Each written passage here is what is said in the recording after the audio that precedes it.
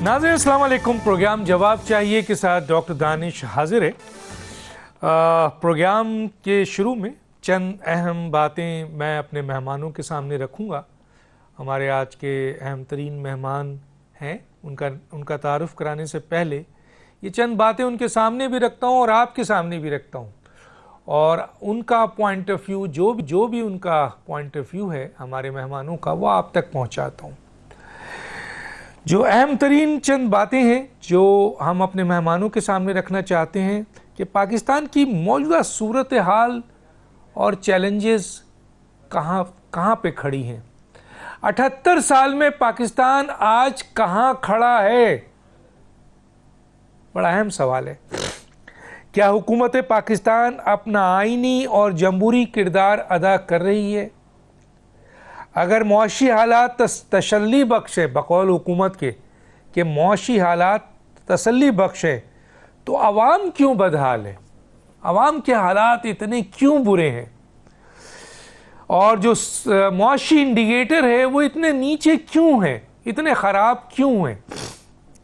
सियासी इस्तेहकाम में हुकूमत क्यों नाकाम हो रही है मुसलसल? न मरकज़ ना ही सूबे अवामी मसाइल को हल कर पा रहे हैं। मुल्क को किस चीज़ की सबसे ज़्यादा अभी ज़रूरत है जिससे मुल्क में मुआशी इस्तेहकाम भी आए, सियासी इस्तेहकाम भी आए, आइनी इस्तेहकाम भी आए, समाजी इस्तेहकाम भी आए और दहशतगर्दी भी कंट्रोल हो और गवर्नेंस और इंतज़ामी हालात भी बेहतर हों? वो क्या चीज़ ऐसी है?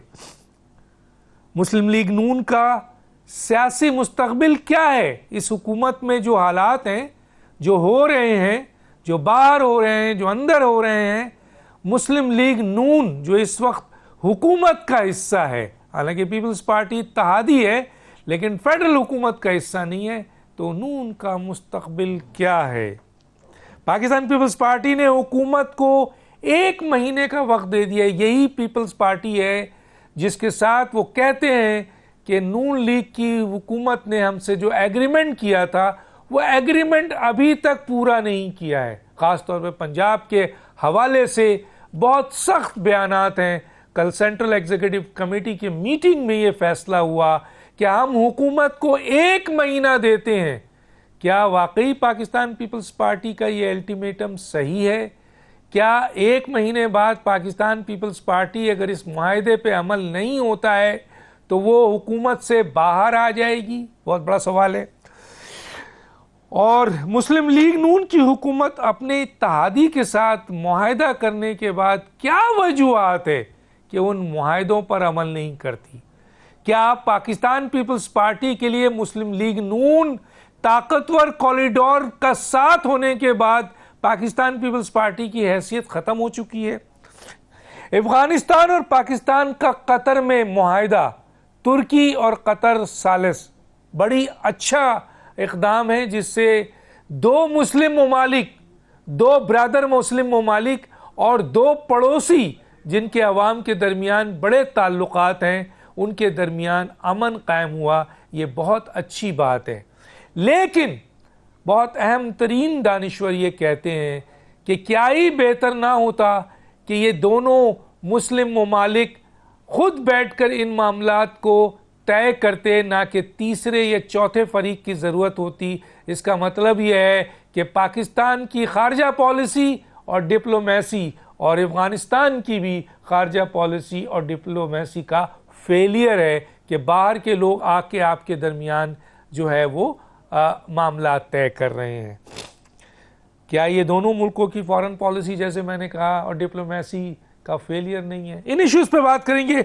मेरे साथ जो गेस्ट हैं आइए उनका तारुफ कराते हैं। मेरे साथ हैं जनाब जावेद अब्बासी साहब, सीनियर सियासतदान, एक बड़ा नाम है जावेद अब्बासी साहब का, हमारे साथ आज शामिल हैं। आपका बहुत शुक्रिया सर, आपने हमें ज्वाइन किया। मेरे साथ सैयद ज़ईम हुसैन कादरी साहब, कन्वीनर है अवाम पाकिस्तान पार्टी पंजाब के, बड़ा एक नाम है, बड़ी सियासी शख्सियत है। आपका बहुत शुक्रिया सर, आपने हमें ज्वाइन किया।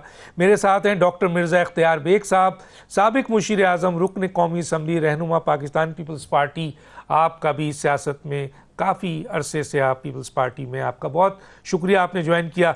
जी जावेद अब्बासी साहब, मैं आपकी तरफ आता हूं। ये सारे पॉइंट्स मैंने आपके सामने रखे हैं, लेकिन पहले हिस्से में मैं ये पूछना चाहता हूं सर कि इस वक्त पाकिस्तान की हालत 78 साल में हम कहां पहुंचे हैं। इस वक्त पाकिस्तान की जो मौजूदा हुकूमत है, जिसे PMLN की हुकूमत कहते हैं, तकरीबन 3 साल से यही हुकूमत है। उसकी कारकर्दगी को कैसे देखते हैं, मईशत को कैसे देखते हैं, गवर्नेंस को कैसे देखते हैं, इंतज़ामी अहकामात को कैसे देखते हैं, आप जो सियासी अदम इस्तेहकाम काम है इसको कैसे देखते हैं, और अदलिया और आईनी बहरान जो इस वक्त सर उठा रहा है उसको कैसे देखते हैं, और मुल्क की ओवरऑल कंडीशन और पाकिस्तान के गरीब आवाम के जो हालात हैं उसको कैसे देखते हैं। जी अब्बासी साहब।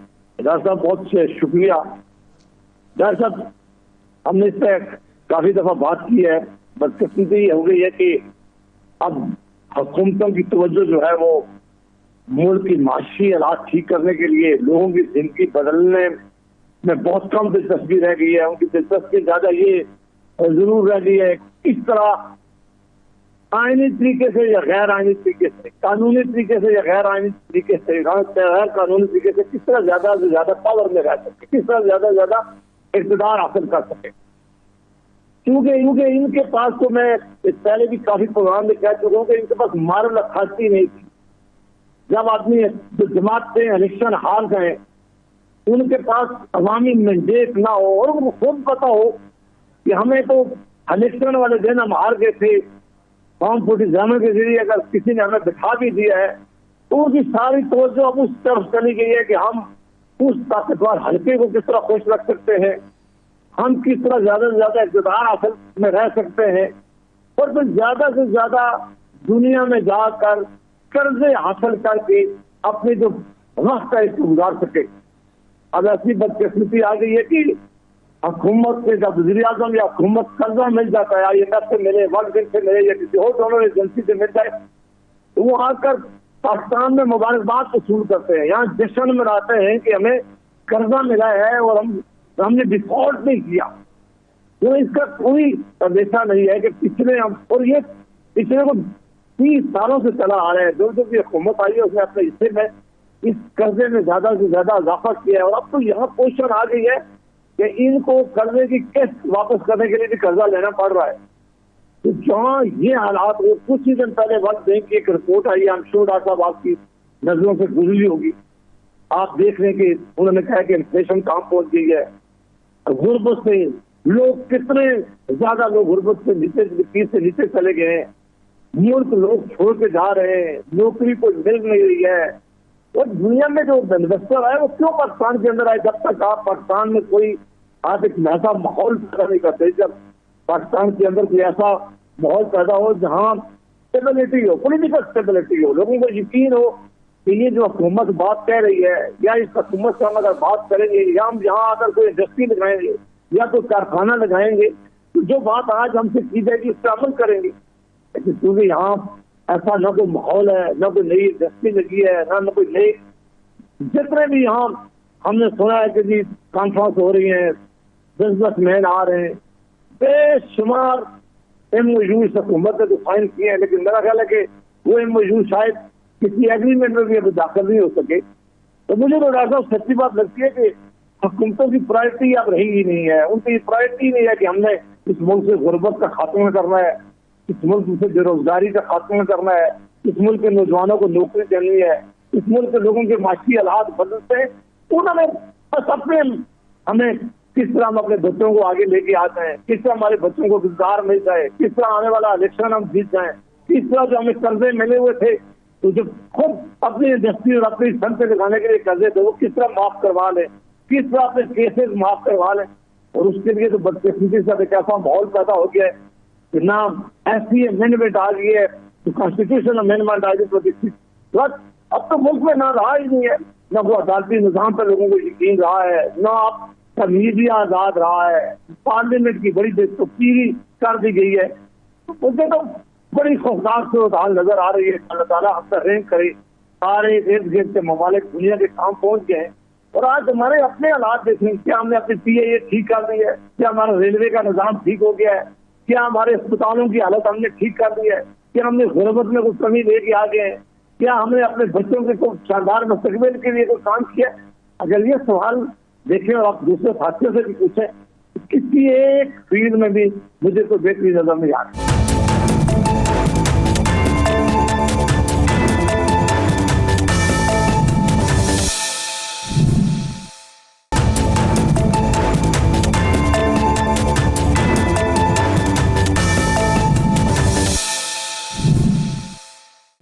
बहुत शुक्रिया। मैं आगे चल के बात करूंगा। आपकी राय, अवाम की राय अवाम तक पहुंचा दी मैंने।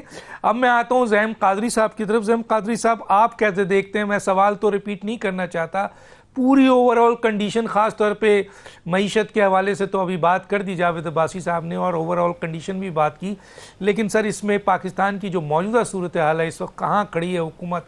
अवाम और हुकूमत का एतमाद कहाँ है और किस तरीके की सूरत हाल है? डॉक्टर साहब बहुत मेहरबानी। एक तो जिस तरह जावेद भाई ने बड़ी तफसीलन गुफ्तगू फरमाई, मैं वाज़ेह तौर पे अर्ज़ करूं कि देखें, सबसे इम्पॉर्टेंट चीज़ जो किसी भी हुकूमत के लिए होती है वो उसकी लेजिटिमेसी होती है कि क्या वाक़तन वो अवाम की नुमाइंदा हुकूमत है। तो ये कितनी नुमाइंदा हुकूमत है ये मैं भी जानता हूँ, ये आप भी जानते हैं, और ये एक जगह रोज़ रोशन की तरह यहाँ नहीं है। अक्रॉस द बोर्ड जिस तरह ये हुकूमत फॉर्म 47 के ज़रिए अमल में आई या लाई गई, उसमें कोई इबाहम नहीं है। देखिए, अर्ज़ ये है कि दुनिया में सबसे इम्पॉर्टेंट चीज़ जो हुआ करती है वो मैक्रो इकोनॉमिक इंडिकेटर्स में, मईशत में सबसे इम्पॉर्टेंट जो मैक्रो इकोनॉमिक इंडिकेटर इम्पॉर्टेंट होता है वो होता है पॉलिटिकल स्टेबिलिटी। पॉलिटिकल स्टेबिलिटी यहाँ क्यों जो है वो नापैद है? इसलिए कि वो लोग जो इस वक्त अरबाब इख्तियार हैं या हुकूमत में बैठे हुए हैं, उनका कनेक्ट नहीं है लोगों के साथ। वो एतमाद जो कौम को और आवाम को हुआ करता है अपनी लाई हुकूमत पे, उससे वो नाबल्द हैं, वो अवेलेबल नहीं है उनके पास। तो अगर वो सिस्टम उनके पास अवेलेबल ही नहीं है, तो जिस तरह अब्बासी साहब ने खुद दुरुस्त फरमाया कि उनको क्या ज़रूरत है कि वो इस तरह का कोई काम करें जिससे आवाम की भलाई का कोई काम हो सके। तो गलतियों पर गलतियाँ जो हैं वो किए जा रहे हैं और करते चले जा रहे हैं। आप देखिए, आज जो इकोनॉमिक फ्रंट पे जो आपके मैक्रो इकोनॉमिक इंडिकेटर्स, आप उसमें ट्रेड डेफिसिट देख लें जिसमें $30 बिलियन का एक इल्ज़ाम लगा, IMF ने वो लगाया कि भाईजान आपने जो ट्रेड किया है, जो इंपोर्ट और एक्सपोर्ट का जो आपका डेफिसिट है, वो आपने झूठ की बुनियाद पर बताया दुनिया को, ये ऐसे नहीं है, और उसमें $30 बिलियन का फ़र्क है। अब आप देखिए कितनी बड़ी अमाउंट है ये।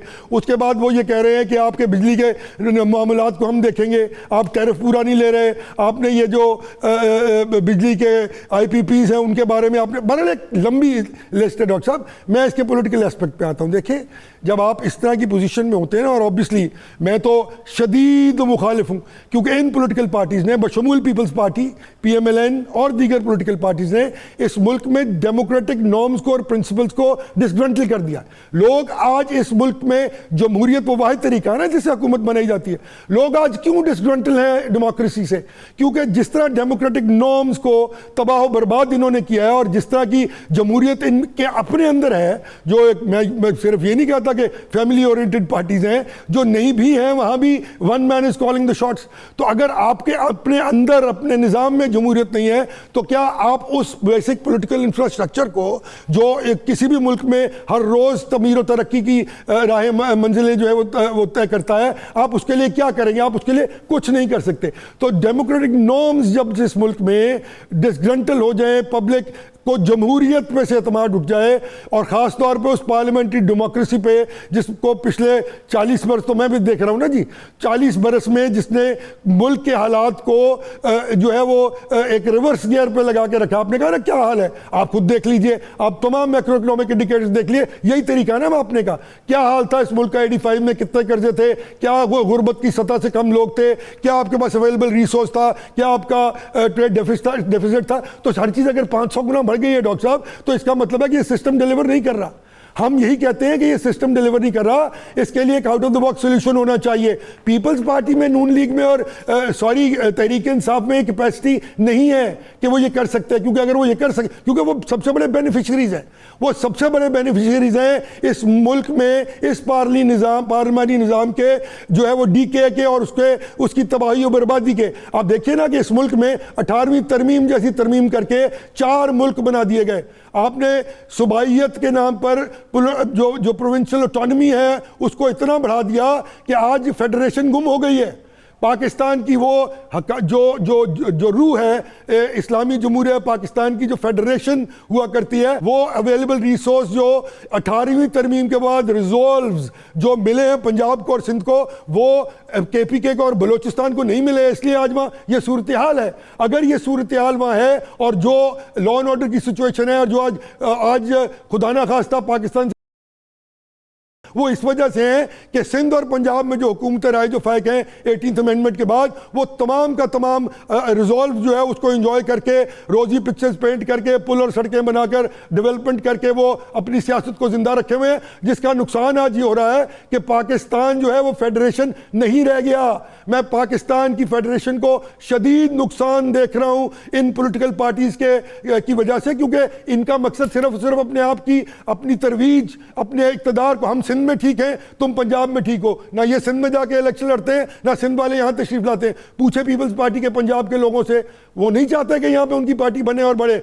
पीपल्स पार्टी वो पार्टी थी जिसको पंजाब ने जिताकर पहली बार जुल्फिकार अली भुट्टो साहब को वजारत उज़्मा दी थी। डॉक्टर साहब सिंध से नहीं जीत के आए थे वो। तो अगर आपने ये फैसला करके डिवाइड कर लिया तो ये तो वाज़ेह हो गया ना। अगर आप फेडरेशन होते, अगर आप एक ताकतवर फेडरेशन होते तो ये ना होता डॉक्टर साहब। आप कोई सिंधी बलोची पंजाबी होता, मैं भी पंजाब में रहता हूँ ना, मैं शदीद मुखालफत करता हूँ इस बात की कि पंजाब की जो है वो हेजमनी होनी चाहिए ऊपर से। भाई पंजाब अगर बड़ा भाई है तो उसको तो सबसे ज़्यादा कुर्बानी देनी चाहिए, उसको अपने NFC अवार्ड और डिविजनल पूल से लोगों को फैसिलिटेट करना चाहिए। अगर आपके पास इतना अवेलेबल रिसोर्स बच जाता है कि आप 250 अरब रुपए के जो है पब्लिक वेलफेयर के प्रोजेक्ट्स अनाउंस कर दें और पुल और सड़कें बना दें और ह्यूमन रिसोर्स पे आप पैसे ना खर्चें, 4% आप खर्चें तालीम पे और 4% आप खर्चें हेल्थ पे, और बाकी तमाम बजट आप अपने लिए रख लें ताकि मैं पुल और सड़कें और ये वेलफेयर के प्रोजेक्ट्स और लोगों को ब्राइब्स दे के कंप्यूटर, लैपटॉप, मोटरसाइकिलें, सड़कें, चाबियां, ये क्या है यार डॉक्टर साहब? अवेलेबल है रिसोर्स आपके पास। जिस मुल्क में 708 अरब रुपए का PSDP हो डॉक्टर साहब, जहां पे लोग भूखे मर रहे हों, 60% लोग खते गुर्बत से नीचे चले जाएं, क्या ये मुल्क ये अफोर्ड करता है? वो इसलिए हो रहा है कि इस मुल्क की फेडरेशन को प्लान करके इन पॉलिटिकल पार्टीज ने जो आज से पिछले 30-35 साल से इस मुल्क में हुक्मरानी कर रही हैं, उन्होंने मिलके अपने इक़्तिदार को तूल और ताकतवर करने के लिए इस मुल्क की फेडरेशन को कमजोर किया है, जिसका साक्षात आज ये है कि 2 सूबों में उस किस्म की आग लगी हुई है जो कोई जो है बुझाने की अहलियत नहीं रखता। डॉक्टर साहब दुआ करें अल्लाह ताला को करम करे और रियासत पाकिस्तान को रिस्पॉन्ड करना है। अगर ये सिस्टम नहीं डिलीवर कर रहा पिछले 30-35 बरस में डॉक्टर साहब, तो there has to be an answer to it. You got to come up with a solution, you got to have an out of the box solution for this, because with this you are not available, you are not going to deliver. I am sorry.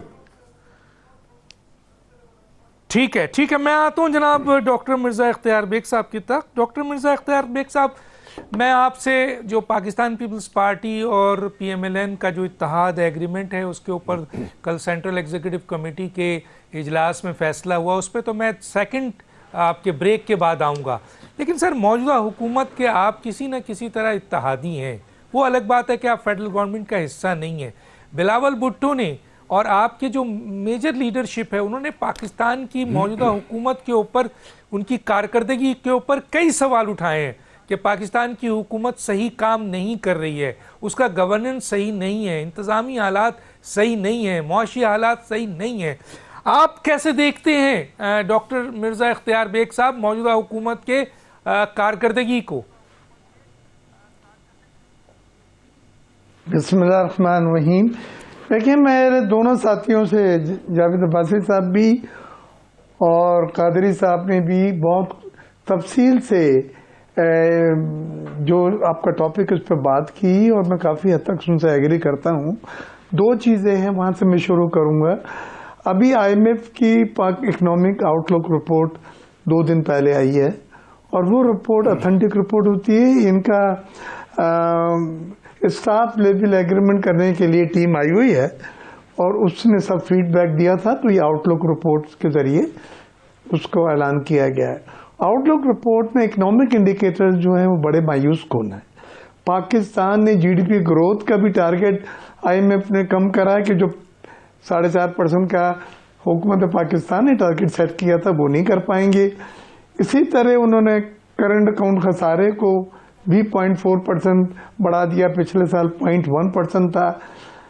उसके साथ साथ trade deficit जो तिजारती खसारा होता है उसमें भी उन्होंने बतलाया है, और सबसे ज़्यादा तशवीश जो उन्होंने बताई है वो रेवेन्यू के टारगेट वसूल न करने पे है। रेवेन्यू टारगेट FBR जो आपके तमाम इकॉनमी जो चल रही होती है उसकी टैक्स के मद में, कस्टम ड्यूटी के मद में, सेल टैक्स के मद में ये वसूली की जाती है, लेकिन 200 से 300 अरब रुपए शॉर्टफॉल है एक क्वार्टर में, और ये अगर पूरे साल में जाएंगे तो ये काफी बड़ा अमाउंट जाता है, जिसके लिए उन्होंने कहा कि अभी आपने जो सोलर पैनल के ऊपर सेल टैक्स 18% लगाया था और इंटरनेट पर 18 लगाया था, लेकिन फिर हम लोगों के एतराज पर बिलावल साहब ने ब्रसेल से हमें कॉल की थी और हमने कहा था कि हम इसको पास नहीं करेंगे, वोट सपोर्ट नहीं करेंगे। तो फिर नून ने हम कोलिजन पार्टनर समझते हुए या बजट की हसासियत को देखते हुए 18 से 10% कर दिया था। लेकिन आज IMF ये कह रही है कि जो शॉर्टफॉल है 200 से 300 अरब का, वो हम दोबारा 18 करें।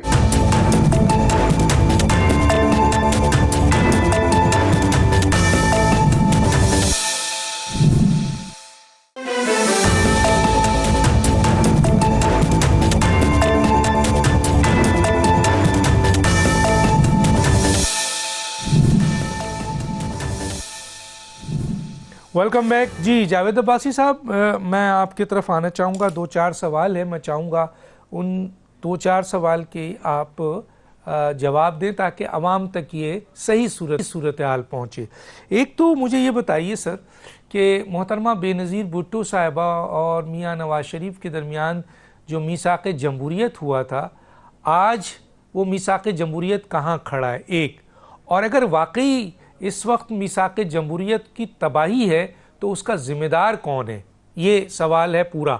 दूसरा, मुझे ये बताइए कि मैंने मौजूदा हुकूमत के वज़ीर आज़म से बार बार सुना कि हमने रियासत बचाई है और सियासत को कुर्बान किया है। अब आपको कैसा नज़र आ रहा है, वाकई मुल्क में इन्होंने रियासत बचाई है और सियासत कुर्बान की है? क्या ऐसा किया है?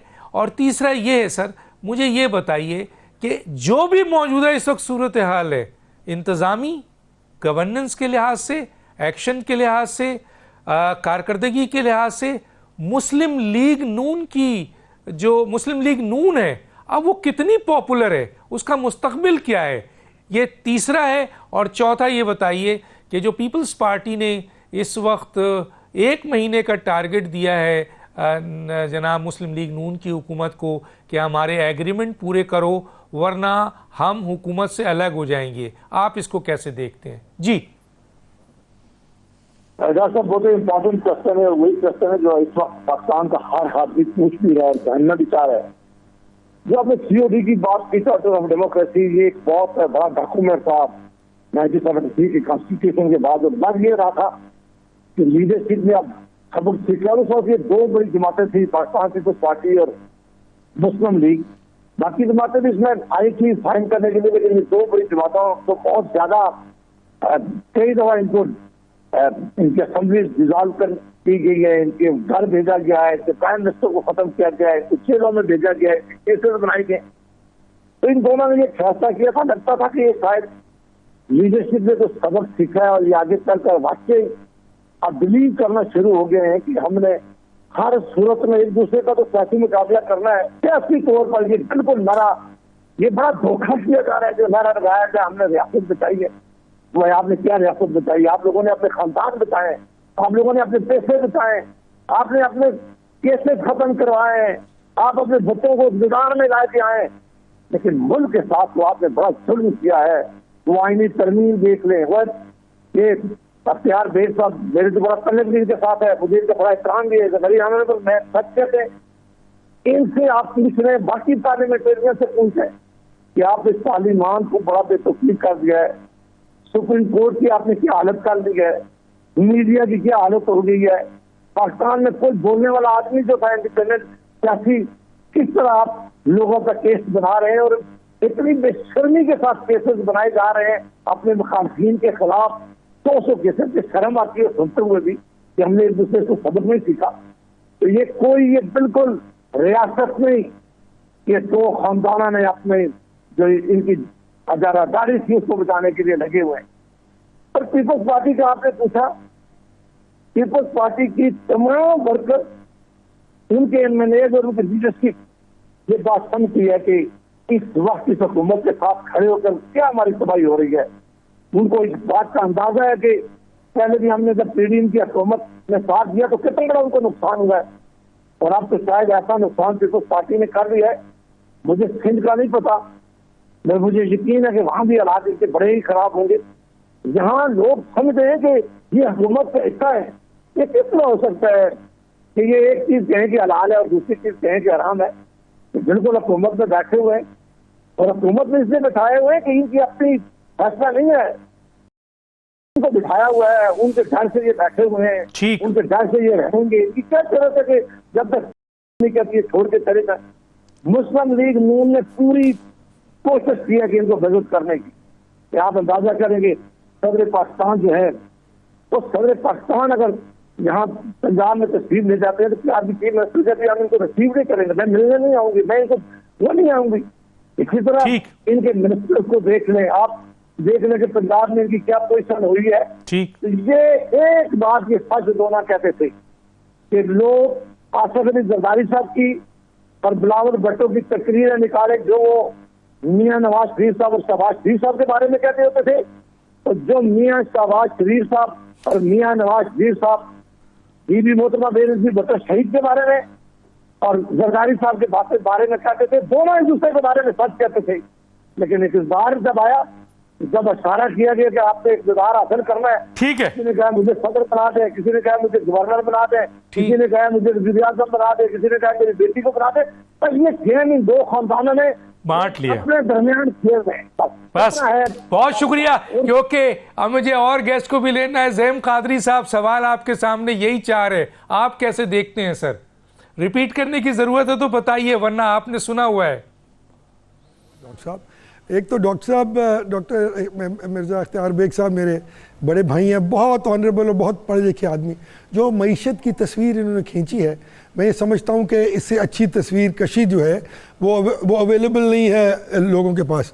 इन्होंने फरमाया कि वो 12 के मेरे नज़दीक कब तकरीबन 32 इंटरनेशनल कंपनीज इसमें rocket and Coleman, treat corporation जो 1956 से 1952 से पाकिस्तान में काम कर रही थी, आज दूसरा ने फरमाया टैक्स 60% तो डॉक्टर साहब जो है वो डायरेक्टली देना पड़ रहा है ना कारोबारी को, लेकिन जो इनडायरेक्ट टैक्सेशन की मद में जो वो कमा रहा है उसमें से निकल जाता है, वो काउंट फॉर ही नहीं हो रहा। यानी कि अगर आप 20 रुपए कमा रहे हैं तो इनडायरेक्ट टैक्सेशन जो है वो अनदर 18 रुपए या 19 रुपए आपको देने पड़ते हैं। माचिस की डिब्बी भी लेंगे तो उस पर लिखा हुआ है 18 रुपए प्लस टैक्स। पेट्रोल की जो गवर्नमेंट लेवीज हैं जो इस वक्त 100 रुपए के करीब पर लीटर है, वो भी मैं ही दे रहा हूँ भाई अपना टैक्स देने के बाद, वो कहीं अकाउंट फॉर नहीं हो रही मेरी कमाई से। सो जो हालात इस वक्त डायरेक्ट और इनडायरेक्ट टैक्सेशन, क्योंकि आप बेसिकली डायरेक्ट टैक्सेशन इकट्ठी करने में नाकाम है। आपके जाके अफसर वहाँ से रिश्वतें ले लेते हैं, जिनसे लेना होता है उनसे लेते नहीं है, जिनके पे डालना होता है उन पर 4-4 गुना डाल देते हैं, और फिर आप हर दफ़ा हर साल आप जो ओवर एम्बिशियस टारगेट्स देते हैं वो पूरे नहीं हो पाते, और जब वो पूरे नहीं हो पाते तो आप इनडायरेक्ट टैक्सेशन से अपना पेट भरते हैं और लेके उसको अपनी तरवीज पे और पुल बनाने पे लगा के तस्वीरें खिंचाते हैं। दूसरे देखिए बात ये है कि जो बात आपने की ना कि PPML-N की क्या पोजीशन है, तो भाई डॉक्टर साहब अगर पोजीशन तो इलेक्शन में ही नजर आ गई थी। 24 के इलेक्शन में अगर मियां मोहम्मद नवाज शरीफ साहब लाहौर से यास्मीन राशिद साहबा से 30,000 वोट से हट जाएं तो आप खुद हिसाब लगा लीजिए कि ऑल ओवर पाकिस्तान क्या हाल होगा। तो 12 सीटें मैं नहीं कह रहा हूँ यार, ये आप अपने मीडिया हाउसेज, मीडिया के लोग बैठ के सुन लें। तो जब आप 12 सीटों वालों को आप 130-40 सीटें देकर उनको इस मुल्क में हुक्मरान बना देंगे तो फिर उनका पर्पज़ क्या है? उनका पर्पज़ ये है कि उस इक़्तिदार को जो मिल गया है तूल देने के लिए वो इसको हर वो काम करें जिसके लिए जो अवाम की भलाई के लिए नहीं है, सिर्फ उनके इक़्तिदार के लिए। और जिसे इंटरनेशनली हमारे आज नैरेटिव की बात की है डॉक्टर अब्बासी साहब, अपना जावेद भाई ने, तो आप मुझे बताइए ना क्या नैरेटिव है इन पॉलिटिकल पार्टीज़ का जो हुकूमत में बैठे हुए? कोई एक ऐसी बात जिस पर ये कायम रहे हों पिछले 30 बरस में, मुझे बता दें, मैं खुदा की कसम इनको हेल कर दूंगा। देव नेवर केप्ट देयर प्रॉमिसेस। एक नैरेटिव तक नहीं ये बना सके कि परसों ये कुछ कह रहे थे अफगानिस्तान के बारे में, आज ये कुछ और कह रहे हैं। क्या आपको ये इल्म नहीं है कि आप ब्लैकमेल हो रहे हैं पिछले 40 बरस से वहाँ से? यार आपने उन तोता चश्मों को, उन एहसान फरामोशों को खरबों रुपया खिला दिया और वो फिर टेररिज्म करते हैं आपके मुल्क में। और जब आपकी रियासत ये फैसला करती है कि हमने इसको कन्फ्रंट करना है लेटर इन स्पिरिट, तो आप शाये हुए करते हैं। कोई बयान दिखा दें वजीरों का जो है वो DGISP साहब लड़ रहे हैं, और एक पॉलिटिकल पार्टी तो कह रही है कि जो ऑपरेशन होना ही नहीं चाहिए, ये तो रहने दें इनको, यहाँ आप इनको बैठा रहने दें और ये करें जो मर्जी इनका दिल करता है। यार ये पाकिस्तान है कि बनाना रिपब्लिक है? ये किसी के वालिद की जागीर तो है नहीं। कुछ असूल और कुछ चीज़ें फॉर्मुलेट की हुई आइन ने, उस आइन को आप जो है वो रोज़ तहबाला करते हैं। आप में इतनी कैपेसिटी नहीं है कि आप जो है वो जाके ग्रेसफुली डिफेंड कर सकें अपने नैरेटिव्स को, क्योंकि आप खुद कोई नैरेटिव नहीं है आपका। आप रोज़ तो अपनी तबीयत और अपनी सोच बदल देते हैं। कभी आप वोट को इज्जत की बात करते हैं, कभी आप कोई और बात करते हैं, कभी आप कहते हैं हम लोगों के लिए सब कुछ करेंगे। बात करें आप बजट की तो उसमें 2 रुपए भी लोगों के लिए नज़र नहीं आते। आपकी कैपेसिटी है नहीं। आप फिर वही बात 90 की सियासत में जब आप देखा कि आपको अब मुश्किलात पेश आ रही हैं, तो आपने पीपल्स पार्टी पर हमले शुरू कर दिए और बताना लोगों को डाइवर्ट करना शुरू कर दिया दोनों ने मिलके कि यार हम तो आपस में बेशी लड़ाई लड़ रहे हैं और हम तो एक दूसरे को कोई नहीं लड़ रहा सर किसी के साथ। ये सब मिली भगत है। मिर्ज़ा इख्तियार बेग साहब मेरे बड़े भाई हैं, प्लीज़ मुझे माफ़ कर दीजिए, मैं नहीं बात ये लफ्ज़ कर सकता इनके बैठे हुए। ये सर ये वो रल खाओ तो वंड खाओ सर, इकट्ठे होकर मसला सारा ये सब इन्होंने मिलके किया हुआ है। ये इस मुल्क के अवाम को बेवकूफ़ बना रहे हैं। आप मुझे बताइए ना, 4 गवर्नरियाँ, एक सदारत और एक चेयरमैन सेनेट लेके आप किस तरह कह सकते हैं कि आप इस मुल्क के मामलात में जिनमें तबाही और बर्बादी मच गई है पिछले 3 वर्ष में, आप हिस्सेदार नहीं बनेंगे? भाई ये कौन भाई किसको बेवकूफ़ बना रहे हैं आप उतने ही जिम्मेदार हैं माजरत के साथ जितनी PMLN है। PMLN का तो खैर सफाया चट हो गया ना, उनको तो वो तो they are the one who are doing it. But अगर आप बोल नहीं रहे, अगर आप कह नहीं रहे और आप हुकूमत में उनको सपोर्ट किए हुए, कल भी आपने कह दिया कि हम 1 माह के बाद बताएंगे। और भाई 1 माह में 50% लोग जो खते गुर्बत से रहते हैं, मिर्ज़ा साहब बैठे हैं, मुझे सिर्फ कह दीजिए कि ज़हीम तुम गलत कह रहे हो, मेरे बड़े भाई हैं, मैं मान जाऊंगा। 1 माह में वो 50% लोग जो है वो 65% पे चले जाएंगे भाई।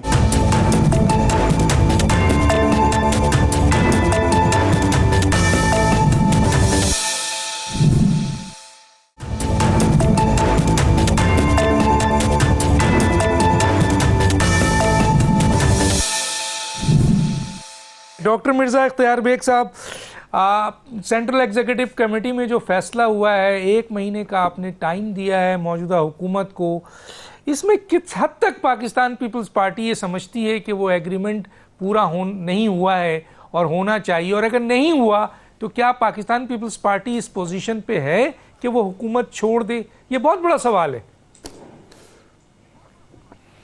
जी, आपका इस सवाल का मैं बराह रास्त आपको जवाब दूंगा, बट पहले जगम कादरी भाई को मैं शुक्रिया कहता हूँ इतने, और जावेद अब्बासी साहब को भी कि फॉर द काइंड वर्ड्स। देखिए, हमने जब हुकूमत साजी की थी तो एक agreement charter of understanding sign हुआ था। उस एग्रीमेंट में दोनों पार्टियों ने आपस में एग्री किया था। वो तफसील में मैं नहीं जा रहा, बट वो चीज़ें जो इम्प्लीमेंट नहीं हुई हैं और मोटी मोटी बड़ी चीज़ें हैं, उसमें यह था कि कुछ फंड्स का फेडरल गवर्नमेंट का सिंध के लिए फंड्स का एक्स्ट्रा एलोकेशन था। कुछ पंजाब में एडमिनिस्ट्रेटिव पोजीशनें हमने मांगी थी। हमारा प्रोग्राम यह था कि वहाँ वोट बैंक को हम अपना मुस्तहकम करें, हमारे लोग वहाँ पे ब्यूरोक्रेसी में होंगे, AC, DC या उससे नीचे, तो हमें कुछ ही हद तक इसमें हेल्प मिलेगी। फिर हमने बेनिजर इनकम सपोर्ट प्रोग्राम में फ्लड में कहा था कि ये एक ऑथेंटिक प्रोग्राम है, आप अगर मदद गरीबों की करना चाह रहे हैं तो इसके नेटवर्क से करें, जो IMF, वर्ल्ड बैंक, दुनिया ने उसको ट्रांसपेरेंट एंड इफेक्टिव प्रोग्राम कहा है। फिर हमने उनसे कहा कि गंदम की प्राइस पे आपने सपोर्ट प्राइस नहीं दी, तबाह बर्बाद हो गए किसान, और इस बार उसने बहुत मुश्किल से लगाया, लेकिन कल्टीवेशन एरिया अभी भी कम था। वो अब किसान पॉलिसी जो अभी आई है, गंदम की नई पॉलिसी, उसमें उन्होंने ऐलान किया। आज ये बिलावल साहब जब मिले थे चंद दिन पहले, तो शहबाज शरीफ साहब से ये बात हुई थी कि अगर इस बार गंदम को सपोर्ट प्राइस और शुगर कैन को नहीं दी तो ज़राअत बंद हो गई आपकी, खत्म, सनत बंद हो रही है, ज़राअत भी बंद हो जाएगी। फिर हमने उनसे ये भी कहा कि देखें, हम आपके कोलिजन पार्टनर हैं, हम आपके इल्हाक में हैं, कुछ लिहाज होते हैं कोलिजन पार्टनर्स के, कुछ आदाब होते हैं कोलिजन पार्टनर्स के, कुछ कंसिडरेशन होती है कोलिजन पार्टनर से, लेकिन एक रिश्ता तो है ना। लेकिन जब आप डील करते हैं तो वहां पे बिलावल साहब जब जनूबी पंजाब में आए तो बड़े खुले दिल से उन्होंने कहा कि मरियम बीबी ने अच्छा काम करा है, फ्लड में पंजाब में बेहतर काम हुआ है, इतना बड़ा दिल चाहिए, लेकिन कहा जो नहीं हुआ। और इनकी तरफ से जब उस एक लीडर को कहा गया तो फिर आप देखें कि हाथ तोड़ देंगे और मेरी जमीन, मेरा पानी, मेरी मर्जी, ये सियासी पुख्तगी नहीं होती। ये मिच्योर्ड बातें सियासत में कंपोज जो बात की जाती है वो ये कच्ची बात कहलाती है। इससे गलतफहमियां हुई, अदम से काम हुआ, सियासी इंतशार हुआ। आप भी पूछ रहे हैं, जगन साहब भी पूछ रहे हैं, जावेद अब्बासी साहब भी पूछ रहे हैं, ये चलेगा कोलिशन नहीं। मैं आपको इसका जवाब देता हूं, अभी ईसी की जो मीटिंग थी उसमें तय ये हुआ है, क्योंकि ये अभी का मसला नहीं है, ये हम बजट में भी ये मुतालबात के लिए हम गए थे कि ये हमारी चीजें जो आपने वादा किया था करें, नहीं तो हम वोट नहीं देंगे, बजट पास नहीं होगा। तो लिंगर ऑन है उसमें, इसहाक डार साहब, नवीद कमर साहब, हम लोग we was on to it. तो ये पुरानी बात चल रही है, ये अभी एक दो दिन वाली नहीं है, अभी तो रीटेकअप किया है। तो फिर हमने उनसे कहा है कि 1 महीने में हम देखते हैं, दोबारा ईसी की मीटिंग होगी और देखेंगे कि ये तमाम चीजें जो मैंने आपको बताई हैं, अगर उसमें अमल दरामद किया जाता है, इम्प्लीमेंट होता है तो 100 बिस्मिल्लाह, और नहीं होता डॉक्टर साहब अपनी पोजीशन को रीअलाइन कर सकते हैं, हम रीअलाइन अपनी पोजीशन कर सकते हैं। हमें अपोजिशन पार्टीज में बैठने में कोई पीएचडी नहीं करनी, डॉक्टर साहब वजारतें नहीं है। मिर्जा साहब आप भी हम अपनी सियासत बचाइए। ये डॉक्टर साहब ये रीअलाइंस को जरा उर्दू में कर दे, जरा आम पाकिस्तानी समझ जाए, रीअलाइंस का क्या मतलब जी सर, इसमें यह है कि अगर हमारे मुतालबात नहीं किए गए और यही हकदर्मी रही और हम समझे कौमी मफाद में जो चीजें हमने टेकअप की थी और एग्री की थी उसको आप सीरियसली नहीं ले रहे, तो हम अपना कोलिजन विड्रॉ भी कर सकते हैं। हमें अपोजिशन बैठने में कुछ नहीं करना। कोलिजन से मुराद है आपका इत्तेहाद कि मैं रिजाइन करता फिर आप नून लीग से इत्तेहाद खत्म कर देंगे, ये है इसका मतलब। डॉक्टर दानिश कस्में दिलवाने पे आ गया। एक महीने के बाद हमने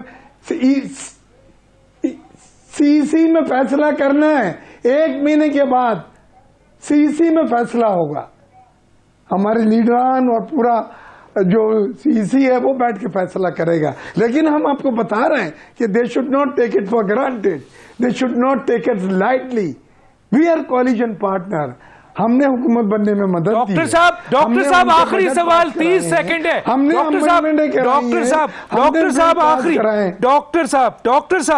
डॉक्टर साहब आखिरी सवाल 30 सेकंड है कि पीएमएलएन से लोगों से मेरी भी बात हुई, वो कहते हैं कि ताकतवर कॉरिडोर से हमारे ताल्लुकात इतने मजबूत हो गए हैं, और दूसरा 26वीं तरमीम से हमारी सीटें, दूसरों की सीटें हमें मिल गई हैं, तो अब हमें पीपल्स पार्टी की जरूरत नहीं है, निकलती है तो निकल जाए। 30 सेकंड है आपके पास। देखिए, शहबाज साहब ने अभी बिलावल साहब से जो मीटिंग की है, उन्होंने इन तमाम चीजों को अमल दरामद करने के लिए वादा किया है।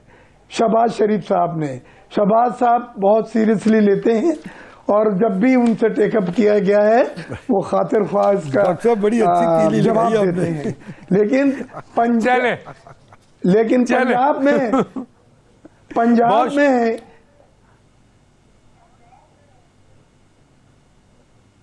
अरे पंजाब में ही तो असल ताकत है, नवाज शरीफ की बेटी है वहां। शहबाज शरीफ साहब बेचारे क्या करेंगे। तीनों मेहमानों का बहुत शुक्र। डॉक्टर दानिश को इजाजत दीजिए, अल्लाह हाफिज।